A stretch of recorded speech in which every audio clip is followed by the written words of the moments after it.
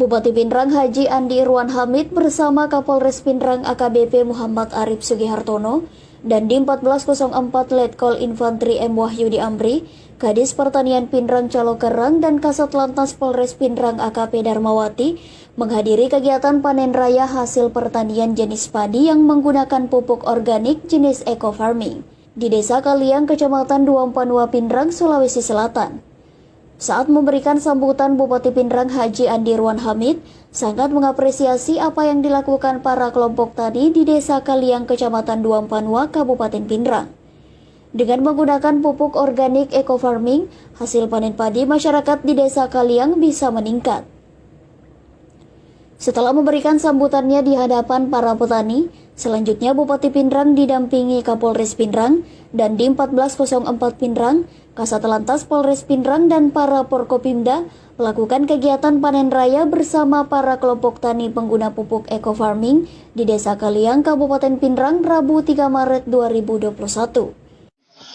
Yang dilakukan oleh salah satu kelompok tani yang ada di Kecamatan Duampanua yang menggunakan pupuk non-organik, yaitu eco farming. Nah, kalau dibanding dengan pupuk yang lain,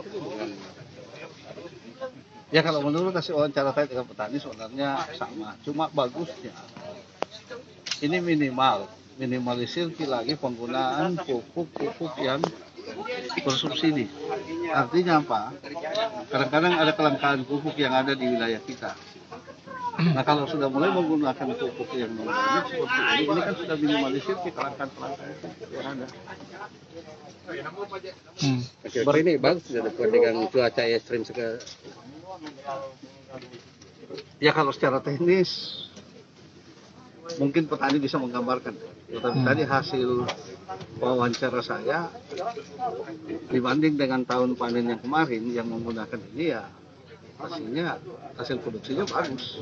Berarti ini bisa menjadi solusi di tengah pandemi Pak, atau di tengah kelangkaan pupuk? Saya kira ini solusi yang paling tepat juga. Kalau di Pindrang sendiri Pak Bupati, ini pupuk masih langka atau gimana Pak Bupati? Kalau untuk sementara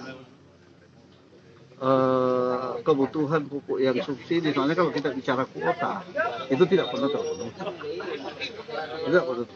Kemarin permintaan kita 26.000 ton kalau tidak salah, yang turun cuma 16.000 ton. Tetapi bagaimana caranya kita manage petani, ya, tetap juga. Jadi kalau persoalan kelangkaan, saya kira bukan langka, cuma memang kuota kita yang jatahnya kita yang terbatas. Tetapi dengan adanya kartu tani ini, saya kira mudah-mudahan kelangkaan pupuk yang subsidi tidak terlalu seperti lagi dengan tahun-tahun yang kemarin. Jadi kartu tani ini sebagai salah satu sistem ya Pak? Iya, itu satu sistem yang digunakan oleh tingkat kementerian. Oke. Bang, di tengah pandemi ini, bagaimana dengan stok beras di Kabupaten Pindrang sendiri Pak? Cukup. Ya? Ini ada Kepala Dinas Ketahanan Pangan. Ada Kepala Dinas Ketahanan Pangan. Saya kira stok beras kita cukup di dalam masa pandemi, ya, Pak Kadis. Ada berapa Pak? Berapa besarnya? Ada berapa ton sekarang persiapan, Pak Kadis? Kita masih sekarang sesuai dengan laporan 260 kilo. Berapa Pak? Berapa? 260. Untuk Lebaran nanti Pak, atau puasa? Masih dapat. Masih dapat. Bisa dapat ya. Apalagi ini kan baru berapa persen yang panen dari 12 kecamatan. Oke, siap. Berarti kan Pindrang juga bisa mensuplai ke sejumlah daerah ya? Iya. Sebagai kita ditetapkan sebagai daerah penyangga pangan kan. Sip.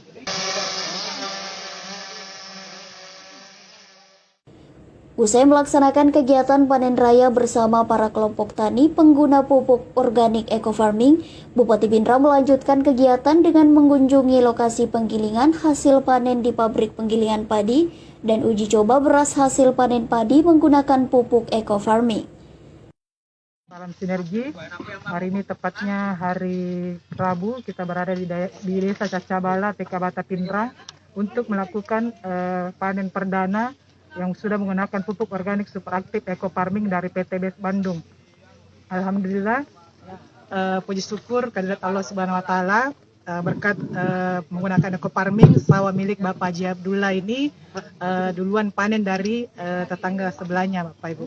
Ya, walaupun sebelahnya duluan menanam, tapi beliau lebih cepat panennya berkat menggunakan pupuk organik superaktif eco farming. Nah, kandungan dari pupuk organik superaktif eco farming ini terdapat 13 unsur hara, yaitu unsur hara makro, mikro, dan sekunder. Jadi sudah sangat lengkap sekali kandungannya di dalam pupuk ini. Nah, ini juga fungsinya untuk meningkatkan hasil panen, meningkatkan unsur hara tanah, sekaligus mempercepat panen dan meningkatkan hasil produksi panen kita, Bapak Ibu. Ya, itu sangat biasanya dengan menggunakan eco farming. Dan ini juga pupuk yang ramah lingkungan karena dia organik, jadi sangat aman sekali buat kesehatan kita nantinya. Pemakaiannya bagaimana sih Bu itu? Cara pemakaiannya dalam satu tube ini atau satu box ini kita campurkan dengan 1 liter air kelapa, bisa juga air hujan yang tak ada langsung. Nanti kita larutkan fermentasi kurang lebih 15 menit baru kita menggunakan di sawah atau di tanaman, seperti itu. Nanti dari yang 1 liter itu kita campurkan lagi dengan air per tangkinya sesuai dengan tanaman yang kita mau aplikasikan, seperti itu. Oh, jadi ini bisa jadi solusi untuk kelangkaan pupuk ya Bu ya? Sangat-sangat bisa menjadi solusi untuk kelangkaan pupuk saat ini. Dan pupuk ini juga perlu kita ketahui dia all in one, jadi bisa untuk satu buat semua, jadi bukan hanya untuk tanaman saja, tapi bisa juga untuk ternak dan untuk tambak. Kalau sawah seluas ini Bu, berapa tube ya? Kalau untuk 1 hektar kita memulai dari pemupukan dasar dari lahannya dulu, itu kita menggunakan 10 tube, jadi 6 untuk lahan, 4 untuk padinya, seperti itu. Karena kenapa kita menggunakan untuk lahan? Karena supaya lahannya subur dan unsur haranya kembali lagi. Karena kembali lagi bahwa kalau lahan subur, otomatis tanaman yang kita tanam pasti akan subur juga. Itu. Oke. Nama tahu? Ya. Nama tak? Ratnawati Tantra. Sebagai Ini apa namanya, distributor dari PTBS sekaligus pendamping eco farming di pertanian. Dari Desa Kaliang, Kabupaten Pinrang, Daeng Tojeng mengabarkan.